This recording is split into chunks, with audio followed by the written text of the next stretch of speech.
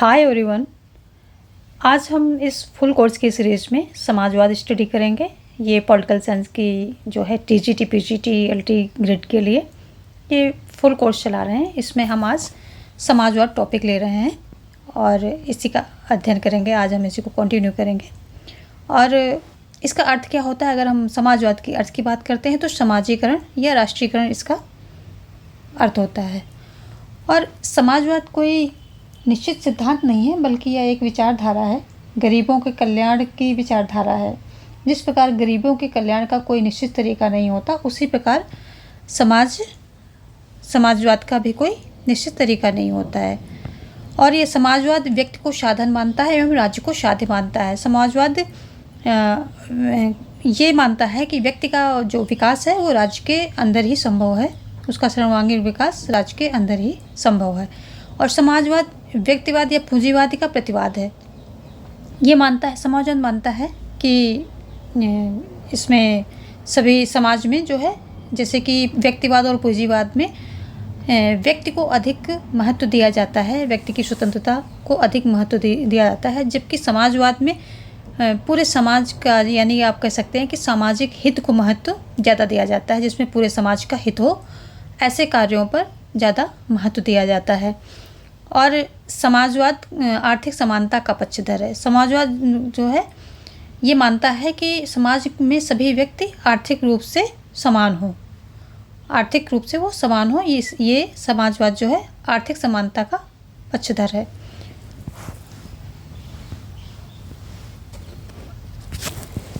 इसके बारे में C.M. जोड क्या कहते हैं, जो हमारे C.E. और M. C.M. जोड महोदय हैं। ये कहते हैं समाजवाद एक ऐसे टॉप की भांति है जिसे हर कोई धारण कर सकता है। उन्होंने बोला है, ये इनका कथन है, C.E.M. जोड का कथन है, फेमस कथन है कि समाजवाद एक ऐसे टॉप की भांति है जिसे हर कोई धारण कर लेता है। आगे जो है हमारे रैमजे मेयर हैं, ये भी एक राजनीतिज्ञ हैं। तो ये कहते हैं, इनका क्या कथन है, ये कहते हैं कि समाजवाद एक गिरगिट की भांति है जो अपना रंग बदलता रहता है।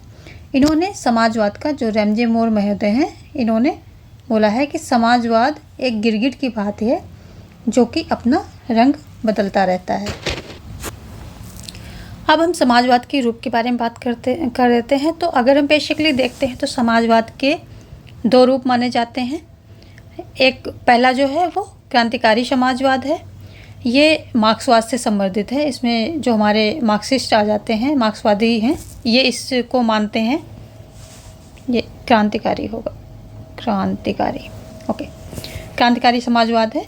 तो ये एक ऐसी विचारधारा है जो क्रांतिकारी और हिंसात्मक तरीके द्वारा तत्काल पूंजीवाद को समाप्त कर समाजवाद लाने का पक्षधर है। उसे क्रांतिकारी समाजवाद कहा जाता है। जो हमारा क्या है, ये पहला रूप है, मार्क्सवादी रूप है जो समाजवाद का। ये हिंसात्मक और क्रांतिकारी है। क्रांति के जरिए ये पूंजीवाद को समाप्त करके और उसमें क्या है, समाजवाद स्थापित करना चाहता है समाज में, राज्य में। और दूसरा है हमारा विकासात्मक समाजवाद, जो कि संवैधानिक तरीके से, ये एक ऐसी विचारधारा है जो क्रांति एवं हिंसा के स्थान पर शांतिपूर्ण एवं संवैधानिक तरीके द्वारा समाजवाद लाने का पक्षधर है। उसे विकासात्मक समाजवाद कहा जाता है। जो विकासात्मक समाजवाद है क्या है, शांति और संवैधानिक तरीके से परिवर्तन लाना चाहता है समाज में। दोनों समाजवाद को स्थापित करना चाहते हैं, पर एक क्रांति के जरिए। पहला जो हमारा क्रांतिकारी, वो क्रांति के जरिए स्थापित करना चाहता है, और जो विकासात्मक है ये शांतिपूर्ण और संवैधानिक तरीके से समाजवाद स्थापित करना चाहता है। जो अगर हम परायेपन के सिद्धांत की बात करते हैं, इसमें जो हमारे मार्क्स थे, इन्होंने परायेपन के सिद्धांत का प्रतिपादन किया था। तो ये क्या था, परायेपन का सिद्धांत पहले जॉर्ज ल्यूकास जो थे, इनके नाम से जाना जाता था। लेकिन जब मार्क्स की पुस्तक economic and philosophy of manuscript आई, तब पता लगा कि जॉर्ज ल्यूकास से पहले मार्क्स ने परायेपन का सिद्धांत दिया था। इसमें बताया गया कि व्यक्ति स्वतंत्र लोक से व्यवस्था लोक में पहुंच गया है। इस जो सिद्धांत है, इसमें मार्क्स ने ये बताया था कि व्यक्ति अब स्वतंत्र नहीं रहा, वो विवश हो चुका है। अलग अलग दशाओं में समाज की परिवार की तरफ से देखते हैं, समाज की तरफ से देखते हैं। तो ऐसे समाज का इस पूंजीवादी व्यवस्था में ऐसा जो है एक इन्वायरमेंट बना दिया गया जहाँ व्यक्ति विवश हो चुका है, उसकी स्वतंत्रता विलुप्त हो चुकी है। उन्होंने इस सिद्धांत में ये बताया। परायपन के सिद्धांत में मार्क्स 4 प्रकार की बातें बताई हैं। मार्क्स ने क्या जो मेन बातें बताई हैं वो 4 प्रकार की बातें बताई हैं। नंबर 1, प्रकृति, जो व्यक्ति है वो प्रकृति से कट गया है, व्यक्ति जो है समाज से कट गया है, और क्या है व्यक्ति, तीसरा है व्यक्ति परिवार से कट गया है, व्यक्ति अपने आप से कट गया है।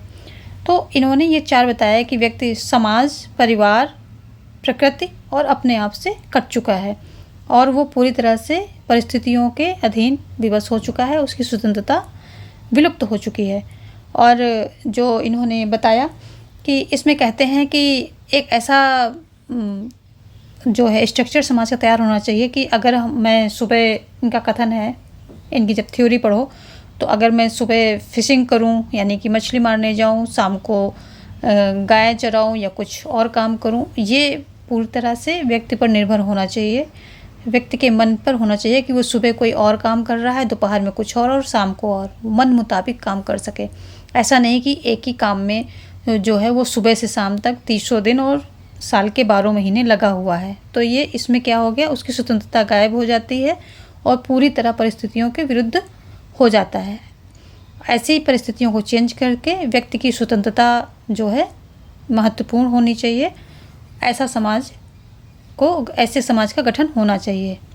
ये जो हमारे मार्क्स महोदय हैं ऐसा ये मानते हैं, अपनी थ्योरी में इन्होंने ऐसा बताया है। आगे ये कहते हैं मार्क्स, जो हमारे मार्क्स हैं, ये कहते हैं कि समाज 2 वर्गों में विभाजित है। समाज 2 वर्गों में विभाजित है। अमीर वर्ग है जिस पर कि जो हमारे उत्पादन के साधन हैं इन पर इनका ओनरशिप होती है, यानी कि ये इसके मालिक होते हैं। और गरीब वर्ग क्या होता है, ये मेहनत करता है उत्पादन करने के लिए, ये अब मेहनत करता है। तो 2 वर्गों में, और अमीर वर्ग जो है गरीब वर्ग का शोषण करता है, ये इन्होंने इसमें बताया है। मार्क्सवाद का जो है उदारवाद का प्रतिवाद है। अगर हम देखते हैं कि उदारवाद में जैसे कि व्यक्ति को महत्व दिया जाता है, तो मार्क्स उदारवाद में इसमें पूंजीपतियों को, इन सब को महत्व दिया जाता है कि व्यक्तिगत स्वतंत्रता होनी चाहिए, जिसमें कि व्यक्ति अपना जो है असमानता व्यक्तियों के बीच इन्होंने नॉर्मल मानी है। लेकिन मार्क्सवाद कहता है कि समाजवाद की स्थापना हो, साम्यवाद की स्थापना हो, जहाँ पर व्यक्ति जो है क्षमता के अनुसार काम करे और आवश्यकता के अनुसार वेतन पाए, ऐसा इनका मानना है। मार्क्सवाद एक ऐसे समाज की स्थापना करना चाहता है जहां अमीर और गरीब में कोई अंतर ना हो, जहां आर्थिक समानता की स्थापना हो, जहां उदारवाद राज्य के सभी वर्गों के बीच सामंजस्य स्थापित करना चाहता है। वहीं मार्क्सवाद राज्य को पूंजीपतियों द्वारा निर्मित संस्था मानता है। मार्क्सवाद ने राज्य को गरीबों के शोषण का उपकरण माना है। और मार्क्सवाद की मान्यता है कि जब निजी संपत्ति का उदय हुआ तब से समाज 2 वर्गों में विभाजित हो गया। एक वर्ग जो उत्पादन के साधन का मालिक है, जिसे हम उत्पादक वर्ग बोलते हैं या अमीर वर्ग बोल देते हैं, और जो कि उत्पादन के साधनों का मालिक होता है। मार्क्स कहते हैं दूसरा वर्ग वो है जो श्रमिक है और जो कि गरीब कहलाता है। ये गरीब वर्ग है। जो दूसरा वर्ग है वो गरीब वर्ग है। मार्क्स, और इसका हमेशा शोषण होता है। किसके द्वारा होता है? अमीरों द्वारा इसका शोषण किया जाता है।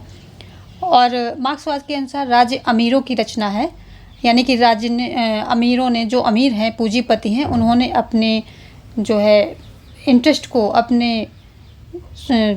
को जो उनकी हित में चीज़ें हैं उनको सिद्ध करने के लिए राज्य की रचना की है, उनको प्रोटेक्ट करने के लिए राज्य की रचना की है।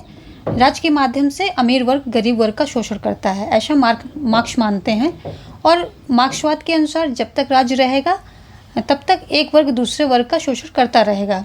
अतः राज्य की जो है समाप्ति हो जाना ही सबसे अच्छी बात उन्होंने मानी है, और राज्य की समाप्ति के साथ ही वर्ग भी समाप्त हो जाएगा और संपूर्ण समाज पर सर्वहारा वर्ग का नियंत्रण हो जाएगा। मार्क्स के अनुसार पूंजीवादी व्यवस्था में शोषण अपने चरम पर होगा। मार्क्सवाद कहता है कि इसी समय विश्व के मजदूरों को एकजुट होकर पूंजीपतियों के विरुद्ध क्रांति कर देना चाहिए और अधिकांश पूंजीपतियों को धराशायी कर देना चाहिए और समाजवाद की स्थापना करनी चाहिए, फिर साम्यवाद लाना चाहिए। ऐसा मार्क्स मानते हैं कि जो ये साम्राज्यवाद होगा ये चरम सीमा होगी, इसमें सारे पूंजीपति जो सर्वहारा वर्ग है उसको एकजुट होकर के इनके राज्य पर आक्रमण करके इनके पूंजीपतियों को धराशायी कर देना चाहिए। उसके बाद समाजवाद स्थापित करें। समाजवाद में क्या होगा कि क्षमता अनुसार कार्य और कार्य के अनुसार वेतन मिलेगा। ये साम्यवाद का पहला चरण होगा। साम्यवाद स्थापित करने का पहला चरण होगा कि क्षमता अनुसार काम होगा और क्षमता और कार्य के अनुसार वेतन होगा। लेकिन जब साम्यवाद आएगा, समाजवाद का दूसरा चरण है या फाइनल चरण कह लें, साम्यवाद आएगा, उसमें क्या कहते हैं, उसमें मार्क्स कहता है कि साम्यवाद में क्षमता अनुसार कार्य और आवश्यकता के अनुसार वेतन मिलेगा। यानी कि जिस व्यक्ति की जितनी क्षमता होगी वो उतना कार्य करेगा, और ऐसा कुछ नहीं कि अगर उसने कार्य कम किया है तो उसको कम वेतन मिलेगा। नहीं, उसकी आवश्यकता देखी जाएगी कि जितनी उसकी आवश्यकता होगी उतना उसको वेतन मिलेगा। अगर किसी ने काम ज़्यादा किया है और उसकी आवश्यकता कम है तो उसको आवश्यकता अनुसार ही वेतन मिलेगा, और किसी ने काम कम किया है लेकिन उसकी आवश्यकताएं ज़्यादा हैं तो उसको वेतन ज़्यादा मिलेगा। ये जो मार्क्स का मानना है। ऐसे में क्या होगा कि समाज में आर्थिक समानता रहेगी, कोई अमीर नहीं होगा, कोई गरीब नहीं होगा, और एक आदर्श समाज की स्थापना होगी। ऐसा जो है मार्क्स मानते हैं। कार्ल मार्क्स को वैज्ञानिक समाज का जनक कहा जाता है। और जो ये जब साम्यवाद होगा उसमें क्या होगा, सर्वहारा वर्ग की सरकार होगी, और जो सर्वहारा वर्ग की सरकार होगी इसको क्या बोला जाएगा, सर्वहारा वर्ग का अधिनायक तंत्र के नाम से इसको जाना जाएगा। ये ऐसा मार्क्स मानते हैं कि जो सर्वहारा वर्ग की सरकार होगी उसे सर्वहारा वर्ग का अधिनायक तंत्र माना जाएगा। मार्क्सवाद के अनुसार समाजवाद एक अस्थायी एवं संक्रमणकालीन व्यवस्था होगी जिसमें कुछ पूंजीपति बचे रहेंगे, अर्थात वर्ग एवं राज्य बना रहेगा। यद्यपि उत्पादन के साधन पर सबका साझा नियंत्रण होगा और मजदूर वर्ग के लोग या सर्वहारा वर्ग के लोग आपस में मिलकर एक सरकार का निर्माण करेंगे जिसे सर्वहारा वर्ग का अधिनायक तंत्र कहा जाएगा। और यह पूंजीपतियों के लिए उत्पीड़नकारी होगा। यह समय जो होगा ये पूंजीपतियों के लिए, जो कि बचे हुए पूंजीपति होंगे, इसमें उनके लिए उत्पीड़नकारी होगा। यहाँ उत्पादन के साधन का पर्याप्त विकास नहीं हुआ होगा, क्योंकि अभी उन्होंने सर्वहारा वर्ग की जो सरकार आई है तो उत्पादन के साधन का पर्याप्त विकास नहीं हुआ होगा। इसलिए सब लोग क्या करेंगे, अपनी क्षमता के अनुसार काम करेंगे और कार्य के अनुसार वेतन पाएंगे। समाजवाद का मुख्य उद्देश्य क्या है? अगर हम समाजवाद के उद्देश्य की बात करते हैं तो साम्यवाद लाना होगा। जैसे कि मैंने बताया है कि साम्यवाद का पहला चरण समाजवाद है, तो समाजवाद का मुख्य उद्देश्य है कि वो फाइनल स्टेज जो है फाइनली साम्यवाद को लेकर के आए और उत्पादन के साधन को बढ़ाना। समाजवाद का उद्देश्य होगा कि साम्यवाद लाना और उत्पादन के साधनों को विकसित करना। जैसे जैसे पूंजीपति समाप्त होते जाएंगे वैसे वैसे राज्य कमज़ोर होता जाएगा। जैसे ही अंतिम पूंजीपति का अंत होगा वैसे ही राज्य लुप्त हो जाएगा और राज्य जो समाज है राज्य विहीन और वर्ग विहीन हो जाएगा। यानी कि वहाँ पर कोई वर्ग नहीं रहेगा और कोई अमीर और गरीब नहीं होगा और समाज हमारा जो है राज्य विहीन बन जाएगा। वहाँ पर राज्य भी अस्तित्व में नहीं रहेगा। उत्पादन के साधन पर सबका साझा नियंत्रण स्थापित हो जाएगा। जो समाज के जितने भी लोग होंगे तो उन सब का उत्पादन के साधन पर साझा नियंत्रण होगा। मार्क्सवाद के अनुसार जहाँ आर्थिक समानता होगी और कोई किसी का शोषण नहीं करेगा, यह समानतामूलक और भाईचारा पर आधारित होगा। यहाँ क्षमता के अनुसार जो है लोग काम करेंगे और आवश्यकता के अनुसार वेतन पाएंगे। ऐसे समाज की कल्पना जो है मार्क्स करता है। कार्ल मार्क्स के वैज्ञानिक समाजवाद का जनक कहा जाता है। और जो कार्ल मार्क्स से पहले थे उनको जो है जनक थे, कौन थे? काल्पनिक समाज के, काल्पनिक समाजवाद जो था उसके जनक रॉबर्ट ओवन माने जाते हैं, क्योंकि कार्ल मार्क्स से पहले किसी ने भी इसके व्यवहारिक समाजवाद की कल्पना नहीं की। कैसे इसको व्यवहार में लाया जाएगा समाजवाद को, इसके बारे में नहीं बताया। सबने एक काल्पनिक समाजवाद की जो है के बारे में बात की, थ्योरीज दी, पर इसको व्यवहार में कैसे लाया जाएगा उसका प्रोसेस नहीं बताया। कार्ल मार्क्स ऐसे पहले वैज्ञानिक थे जिन्होंने कि समाजवाद को लाया कैसे जाए, समाज में स्थापित कैसे किया जाएगा, उसके बारे में भी डिटेल में बताया। तो कार्ल मार्क्स को इसलिए क्या बोला जाता है? वैज्ञानिक समाजवाद का जनक कहा जाता है।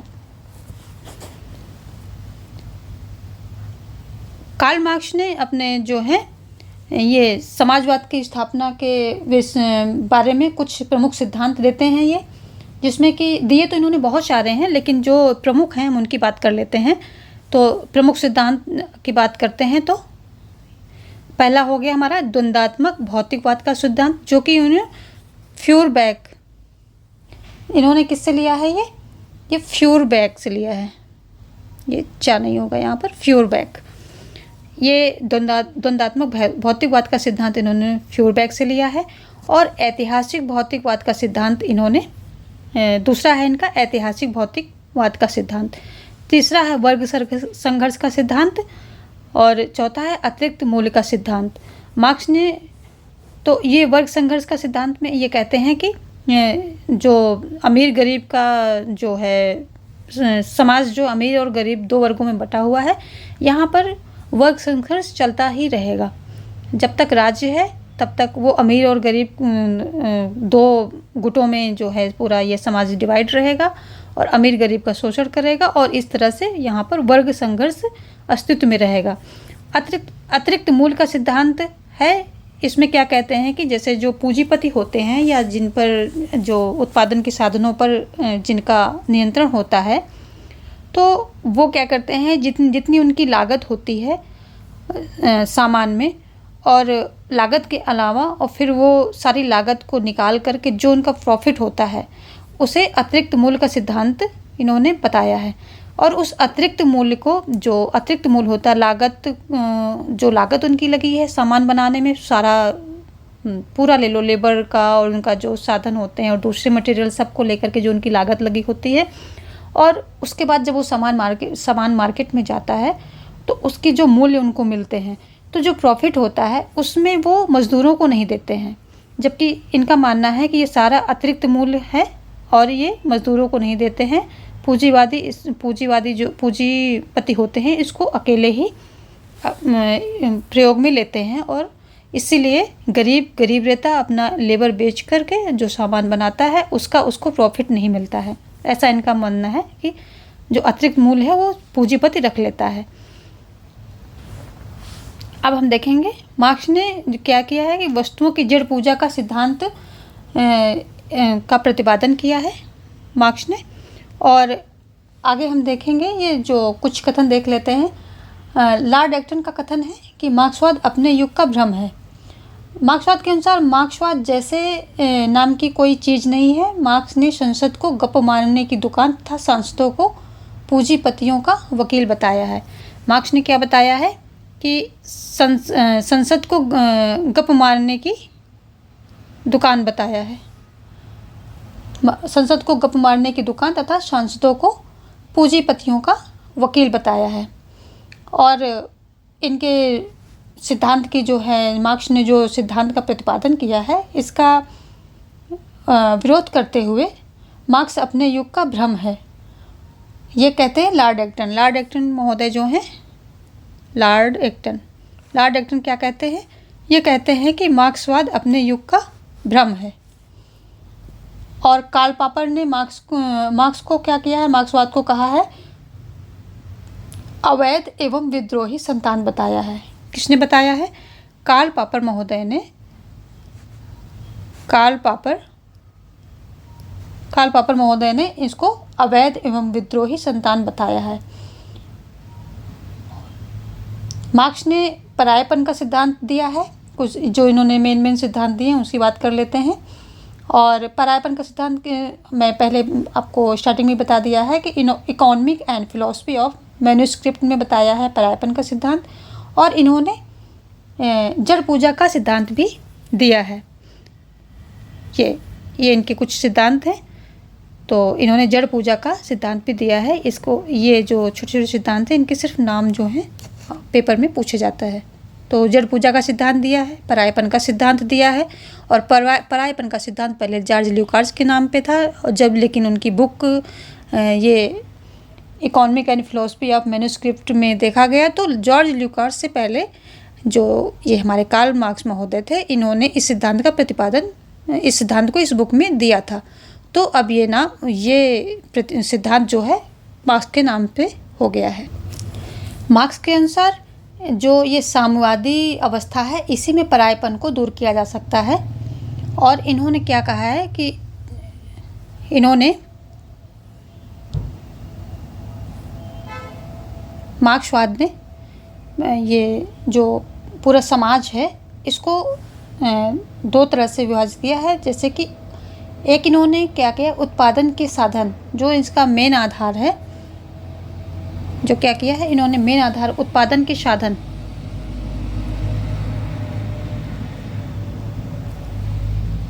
उत्पादन के साधन पे किसका नियंत्रण बताया है। इन्होंने उत्पादन के साधन पर नियंत्रण किसका बताया है, पूंजीपतियों को बताया है।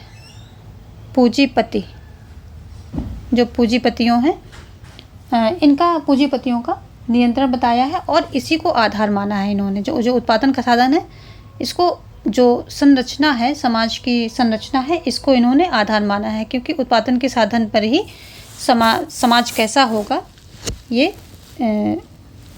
डिपेंड करता है कि उत्पादन के साधन पर जिसका नियंत्रण होगा वही पावर में होगा। और उत्पादन के साधन पर जब नियंत्रण पूंजीपतियों का है तो ये पावरफुल रहेंगे और ये गरीब वर्ग को शोषित करते रहेंगे। तो इसी को इन्होंने आधार माना है कि समाज का उत्पादन का साधन जो होगा ये समाज का आधार होगा। और शेष जो दूसरा है हमारा शेष संरचना की बात करते हैं अगर हम, जो कि मार्क्स के अनुसार है, अगर शेष संरचना में दे देते हैं तो इसमें क्या आ जाते हैं, शेष संरचना में आ जाता है हमारा राजनैतिक संरचना, सामाजिक संरचना, जो सामाजिक हमारे जो होते हैं समुदाय, समूह, वर्ग वगैरह ये सब आ जाते हैं। सांस्कृतिक, सामाजिक, राजनीतिक, सांस्कृतिक, ये तीनों क्या आ जाते हैं, शेष में आ जाते हैं। यानी कि ये सेकेंडरी हो जाते हैं। जो मूल आधार होता है ये समाज का निर्माण का अगर मूल आधार की बात करते हैं तो मूल आधार हमारा होता है,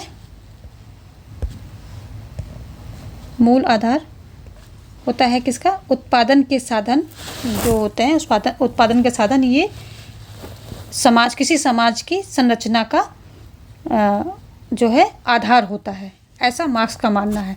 और शेष संरचना में राजनैतिक, सामाजिक, सांस्कृतिक ये तीनों आ जाते हैं।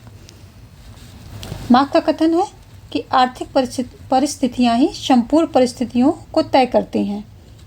जो ये आर्थिक परिस्थितियां होती हैं किसी समाज में, ये उन संपूर्ण जो समाज की परिस्थितियां होती हैं या लोगों की, वर्गों की, जो भी उस समाज में लोग रहते हैं उनकी उस समाज की संपूर्ण परिस्थितियों को तय करने वाली आर्थिक परिस्थितियां ही होती हैं, ऐसा मार्क्स मानते हैं। और इसीलिए उन्होंने उत्पादन के साधन को किसी समाज का आधार माना है। और मार्क्स कहते हैं मजदूरों का कोई देश नहीं होता है। ये मार्क्स का फेमस कथन है कि मजदूरों का कोई देश नहीं होता है। मार्क्स कहते हैं आगे, हे विश्व के मजदूरों एक हो जाओ, खोने के लिए बेड़ियां हैं और पाने के लिए संसार भरा पड़ा है। ये मार्क्स का मानना है। मार्क्स ने धर्म को अफीम की गोली बताया है।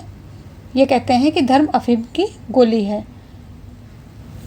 मार्क्स का मानना था कि विश्व में समाजवादी क्रांति की शुरुआत एक साथ हो, यह क्रांति उस समय किया जाए जब पूंजीवाद अपनी चरम सीमा पर हो।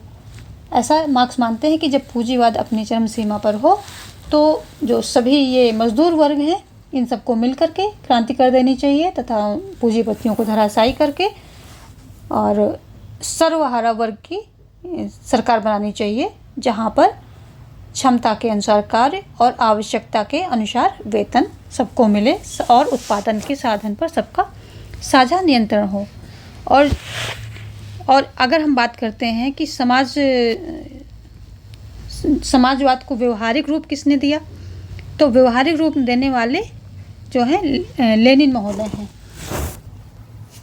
इनको क्या कहा जाता है, मार्क्सवाद का व्यवहारिक जनक बोला जाता है, इसीलिए क्योंकि इन्होंने जो मार्क्स का समाजवाद था उसको इन्होंने अप्लाई किया समाज में, तो इसलिए इनको कहा जाता है मार्क्सवाद का व्यवहारिक जनक बोला जाता है लेनिन को। तो लेनिन के विचार अगर हम देखते हैं समाजवाद के बारे में तो ये कहते हैं कि लेनिन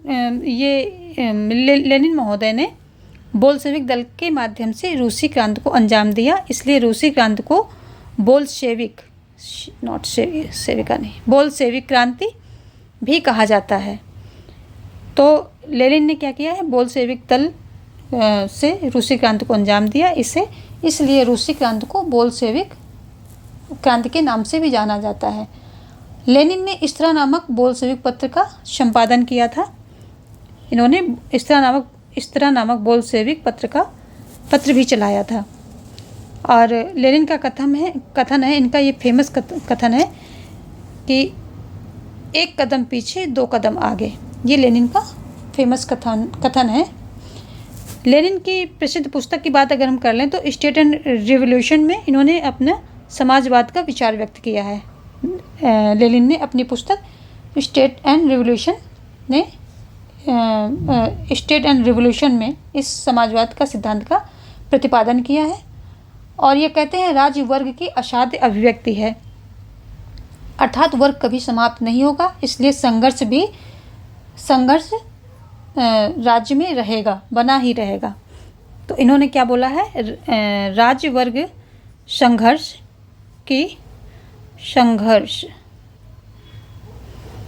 राज्य वर्ग संघर्ष की असाध्य अभिव्यक्ति है, यानी कि ये वर्ग संघर्ष ऐसा है जो कभी समाप्त ही नहीं होगा, ये हमेशा चलता ही रहेगा, इसका कोई इलाज नहीं है, असाध्य अभिव्यक्ति है। तो ये राज्य में वर्ग संघर्ष चलता ही रहेगा, ऐसा मानते हैं हमारे लेनिन मार्क्स के विपरीत सर्वहारा वर्ग की विचारधारा का समर्थन करते हैं।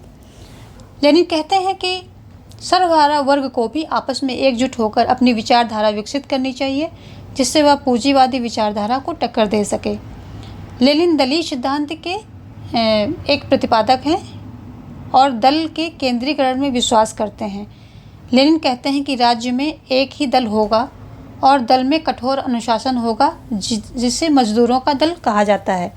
ये दल में कठोर अनुशासन के पक्षधर हैं और ये कहते हैं कि यदि दल में अनुशासन नहीं होगा तो बोल्शेविक दल 2.5 वर्ष तो दूर 2.5 दिन भी नहीं चलेगा। ऐसा लेनिन का मानना है कि अगर दल में अनुशासन नहीं होगा तो जो बोल्शेविक दल है ये आगे भविष्य में चल नहीं पाएगा। अनुशासन जरूरी मानते थे और दल में केंद्रीकरण को इन्होंने महत्व दिया है।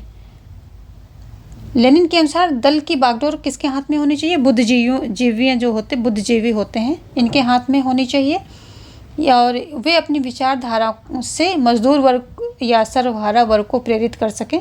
जो बुद्धिजीवी होते हैं, बुद्धिजीवी में कौन होते हैं, जो पढ़े लिखे एलिट वर्ग होता है, पढ़ा लिखा एलिट वर्ग होता है, उसको इन्होंने बुद्धिजीवी वर्ग कहा है और बोला है कि बुद्धिजीवी के हाथ में दल की बागडोर, जो दल होता है, ये बोल्शेविक दल है या कोई भी राजनीतिक दल है, ये बुद्धिजीवियों के हाथ में होनी चाहिए।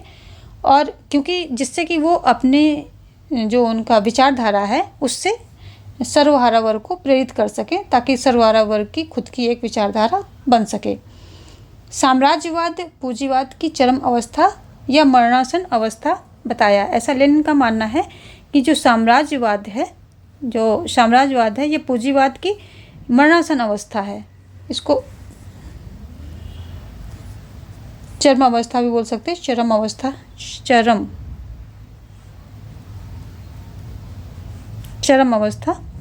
चरम अवस्था या मरणासन अवस्था माना है। लेनिन की मृत्यु होती है 1924 ईस्वी में। इनके दो उत्तराधिकारी हैं, एक जो स्टालिन हैं और दूसरे हैं ट्राटस्की। पहले हैं स्टालिन और दूसरे ट्राटस्की। स्टालिन ने नारा दिया, एक देश में क्रांति का नारा बुलंद किया। स्टालिन ने क्या किया, एक देश में क्रांति का नारा बुलंद किया, जबकि जो ट्राटस्की महोदय थे निरंतर क्रांति का नारा दिया। इन्होंने निरंतर क्रांति का नारा दिया। जब इनकी लेनिन की मृत्यु हो जाती है 1924 ईस्वी में, तो इनके दो उत्तराधिकारी सामने आते हैं, स्टालिन एंड ट्राटस्की। इन दोनों में क्या होता है, मतलब जो उत्तराधिकारी को लेकर के काफ़ी जो है संघर्ष होता है और लास्ट में स्टालिन जो है जीत जाते हैं। ये क्या होते हैं, विजयी होते हैं और सत्ता को पाने में ये कामयाब हो जाते हैं, सत्ता को पाने में कामयाब हो जाते हैं। और इन्होंने बोला है कि एक देश में क्रांति का नारा बुलंद किया। इन्होंने ऐसा नारा दिया कि एक देश में क्रांति होती रहनी चाहिए, और ट्राटस्की में निरंतर क्रांति का नारा दिया कि निरंतर क्रांति होती रहनी चाहिए। आगे हम देखेंगे नव मार्क्सवाद कब आता है। नव मार्क्सवाद हमारा 20वीं सदी में आता है, और 20वीं शताब्दी में मार्क्सवाद को नए सिरे से स्थापित किया गया। जो नव मार्क्सवादी थे, इसमें सबसे पहला नाम आता है ग्राम्शी का। ये जो ग्राम्शी महोदय, इन्हें क्या बोला गया है, इन्हें संशोधनवादी विचारक कहा जाता है। ग्राम्शी महोदय को मार्क्सवादी संशोधनवादी विचारक बोला जाता है। नव मार्क्सवादियों में पहला नाम ग्राम्शी का आता है। ग्राम्शी ने मार्क्सवाद के विचारों में संशोधन किया, इसीलिए ग्राम्शी को मार्क्सवादी संशोधनवादी विचारक कहा जाता है।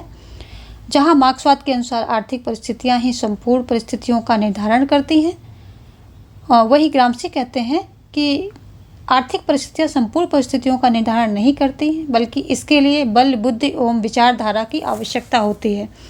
क्या इन्होंने 3 चीज़ें बताई हैं इसके लिए, कि बल, बुद्धि एवं विचारधारा। इन्होंने ये 3 आवश्यक चीज़ें बताई हैं कि ये चीज़ें महत्व करती हैं। सब कुछ आर्थिक परिस्थितियां ही नहीं होती हैं, बल, बुद्धि, विचारधारा की आवश्यकता होती है। ऐसा इन्होंने बताया है कि संपूर्ण परिस्थितियों के निर्धारण के लिए बल, बुद्धि और विचारधारा की आवश्यकता होती है, और इसी के बल पर एक वर्ग दूसरे वर्ग पर शासन करता है। यानी कि बल, बुद्धि और विचारधारा के बल पर एक जो है वर्ग दूसरे वर्ग पर शासन करता है, या शोषण कह लें, अगर शोषण की बात आती है तो शोषण भी करता है, बल, बुद्धि और विचारधारा। ग्राम्शी ने समाज पर प्रभुत्व स्थापित करने वाली संरचना का पता लगाया, और उन्होंने कहा कि उन्होंने समाज को 2 भागों में बांटा, एक को आधार और दूसरे को अधिसंरचना कहा। इन्होंने एक को आधार माना है और दूसरे को अधिसंरचना। और अधिसंरचना में इन्होंने जो है दो विभेद किए। आधार और अधिसंरचना में डिवाइड करने के बाद इन्होंने क्या किया, अधिसंरचना को 2 भागों में डिवाइड कर दिया। अगेन इन्होंने 2 भागों में डिवाइड किया। पहला बल प्रयोग मूलक अधिसंरचना, और ये दूसरा हो गया वैधता मूलक अधिसंरचना। अब जो बल प्रयोग मूलक अधिसंरचना में था, इसमें पुलिस आ गया और सेना आ गया, जबकि जो वैधता मूलक अधिसंरचना थी, इसमें चर्च, स्कूल और परिवार आता है, और इसी को इन्होंने ज़्यादा पावरफुल बताया है, इसको ज़्यादा इन्होंने मजबूती प्रदान की है। पुलिस जो वैधता मूलक अधिसंरचना के अंदर चर्च, स्कूल एवं परिवार आता है। वैधता मूलक अधिसंरचना आधार के काफ़ी नज़दीक होती है, जो आधार को मजबूती प्रदान करती है। और ये वैधता मूलक अधिसंरचना की बात करते हैं तो ये क्या करती है, समाज पर प्रभुत्व स्थापित करती है, और यह अपनी प्रचार प्रसार के माध्यम से लोगों को अपने वश में कर लेता है। ग्राम्शी कहते हैं, इन्हीं संरचनाओं के बल पर एक वर्ग दूसरे वर्ग पर शासन करता है। जो ये चर्च, स्कूल और ये परिवार होते हैं, ये क्या करते हैं, ये अपने विचारों का, अपने जो इनकी विचारधारा होती हैं, इनका प्रचार प्रसार करते हैं। चर्च हो वहाँ पर यही होता है, स्कूल में भी यही होता है, और परिवार वगैरह में भी यही शिक्षा दी जाती है कि हमारी संस्कृति क्या है, हम कैसे, हमारा जो विचार क्या है। तो ये इनको आधार के काफ़ी नज़दीक माना है, और ये आधार को मजबूती प्रदान करते हैं। और इन्हीं के जरिए जो चर्च, स्कूल और परिवार है, इनके जरिए ही एक वर्ग दूसरे वर्ग पर शासन करता है, जिसमें कि बल, बुद्धि एवं विचारधारा तीनों चीज़ें आ जाती हैं। और जो नव मार्क्सवादी है, तो इन्होंने पूंजीवादी व्यवस्था के 2 रूपों में विश्लेषित किया है। अगर आगे हम करेंगे बात अब फ्रैंकफर्ट स्कूल की। फ्रैंकफर्ट स्कूल ये क्या है कि ये विकसित कहाँ होती है, जर्मनी में विकसित होती है।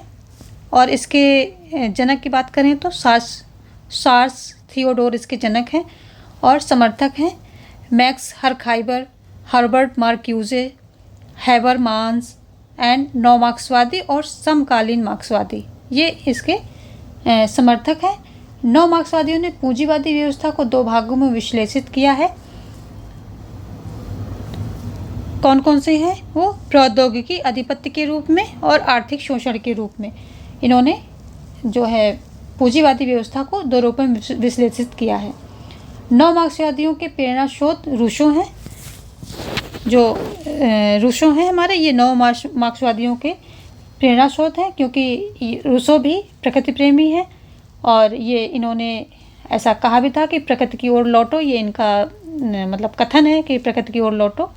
ये प्रकृति प्रेमी के रूप में जाने जाते हैं। तो नव मार्क्सवादियों के प्रेरणा स्रोत ये रूसो महोदय हैं। नव मार्क्सवादियों में कलाकार, चित्रकार, ये जो इसके प्रेमी होते हैं, ये सभी आते हैं। प्रकृति प्रेमी आते हैं, ये सारे नव मार्क्सवादियों में आते हैं।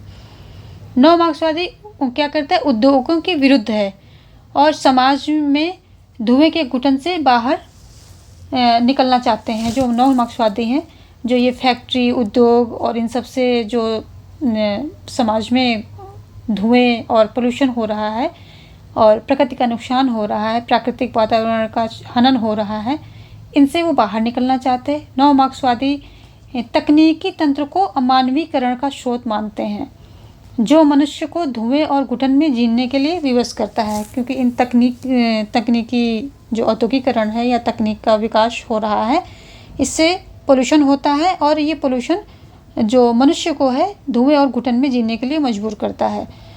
उससे उसको तरह तरह की प्रॉब्लम्स होती हैं, ऐसा नव मार्क्सवादियों का मानना है। हेल्थ इश्यूज होते हैं।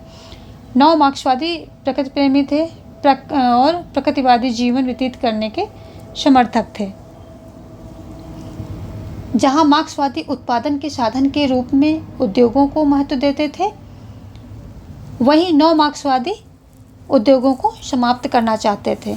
ये चाहते हैं कि उद्योग पूरी तरह समाप्त हो जाएं, और जो है इंसान प्राकृतिक अवस्था में रहे, यानी कि जहाँ पर प्रकृति एनवायरनमेंट बहुत विकसित हो, बहुत फले फूले और स्वच्छ एनवायरनमेंट हो, उसमें मनुष्य को रहना चाहिए, ना कि धुएं भरी घुटन भरी ज़िंदगी उनको जीनी पड़े, जो कि ये औद्योगिकरण और विकास के द्वारा हो रही है। डेवलपमेंट में के ज़रिए ये जो उनको घुटन भरी ज़िंदगी मिल रही है, ऐसा नहीं होना चाहिए। ये नव मार्क्सवादी मानते थे। और नव मार्क्सवादी सारे किसके अंतर्गत आते हैं? जो हमारा फ्रैंकफर्ट स्कूल है, इसके अंतर्गत मार्क्सवादी आते हैं। फ्रैंकफर्ट स्कूल के जनक सार्स थियोडोर हैं, और समर्थक हैं जो मैक्स हरखाइबर, हर्बर्ट मार्क्यूजे, हैबरमान्स, नव मार्क्सवादी, समकालीन मार्क्सवादी। और इस जो विचारधारा है, इसका विकास कहाँ होता है? जर्मनी में होता है। तो आगे हम देखेंगे जो कि इसका विकासात्मक समाजवाद सेकेंड पार्ट है। समाजवाद को 2 भागों में हमने स्टार्टिंग में जब ये टॉपिक शुरू किया तो डिवाइड किया था, क्रांतिकारी समाजवाद और विकासात्मक समाजवाद। तो क्रांतिकारी विकासवाद हमने यहाँ पर कंप्लीट कर लिया है, और ये हमारा हो गया दूसरा पार्ट, विकासात्मक समाजवाद, जो कि हम नेक्स्ट वीडियो में लेंगे। तो आज के लिए इतना ही। नेक्स्ट वीडियो में हम विकासात्मक समाजवाद लेकर आएंगे। तो आगे की वीडियो पाने के लिए चैनल को सब्सक्राइब कर लें तथा लाइक और शेयर करना बिल्कुल ना भूलें। Thank you.